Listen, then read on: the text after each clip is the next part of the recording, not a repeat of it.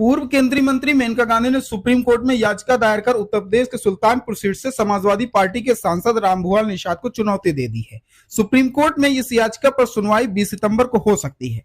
याचिका में मेनका गांधी ने आरोप लगाया कि रामभुआल निषाद ने नामांकन करते हुए दाखिल हलफनामे में अपने खिलाफ दर्ज 12 मुकदमों की जानकारी नहीं दी। मेनका गांधी ने अलग से एक याचिका दाखिल कर जन प्रतिनिधित्व कानून के उस प्रावधान को भी चुनौती दी है जिसमें इलेक्शन पिटीशन दाखिल करने की समय सीमा का उल्लेख किया गया है। गांधी ने सुप्रीम कोर्ट का दरवाजा खटखटाने से पहले इलाहाबाद हाईकोर्ट की लखनऊ बेंच में अपील की थी। हाईकोर्ट ने पूर्व मंत्री मेनका गांधी की याचिका खारिज कर दी थी। दरअसल सुल्तानपुर से लोकसभा चुनाव हारने के बाद मेनका गांधी ने सपा उम्मीदवार और मौजूदा सांसद रामभुआल निषाद के चुनाव को हाईकोर्ट में चुनौती दी थी। मेनका गांधी ने उनका निर्वाचन रद्द करने की अपील की। हाईकोर्ट में जस्टिस रंजन राय की बेंच ने पूरे मामले पर सुनवाई करते हुए अपना फैसला सुरक्षित कर लिया था। 27 जुलाई को मेनका गांधी की तरफ से चुनाव याचिका सीनियर वकील प्रशांत सिंह अटल और अमित जायसवाल ने दाखिल की। याचिका में कहा गया था कि रामभुआल निषाद पर 12 मुकदमे दर्ज हैं, मगर उन्होंने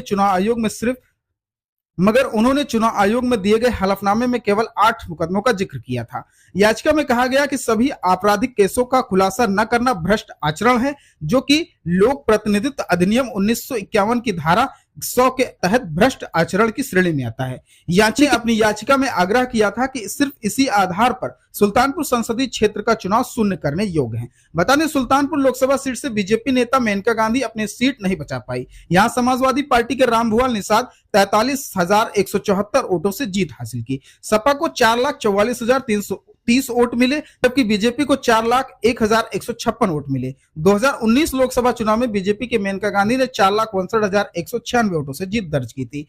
हाईकोर्ट ने मेनका गांधी की याचिका खारिज करते हुए कहा था कि उनकी याचिका सीमा से बाधित थी। बता दें कि यह जनप्रतिनिधित्व अधिनियम 1951 के तहत दी गई 45 दिन की अवधि से 7 दिन बाद दायर की गई थी, जिसके कारण हाईकोर्ट ने याचिका खारिज कर दी। बता दें, जनप्रतिनिधित्व अधिनियम 1951 की धारा 81 के तहत कहा गया है कि किसी भी चुनाव को चुनौती देने वाली याचिका का चुनाव परिणाम घोषित होने के 45 दिन के भीतर ही दायर किया जाना चाहिए। अब पूर्व मंत्री मेनका गांधी ने सपा सांसद रामभुआल निषाद को सुप्रीम कोर्ट में चुनौती दी है। देखना दिलचस्प होगा कि सुल्तानपुर में रामभुआल निषाद को वापस अपने गृह जनपद गोरखपुर जाना पड़ेगा या पूर्व मंत्री मेनका गांधी को सुप्रीम कोर्ट से निराशा हाथ लगेगी।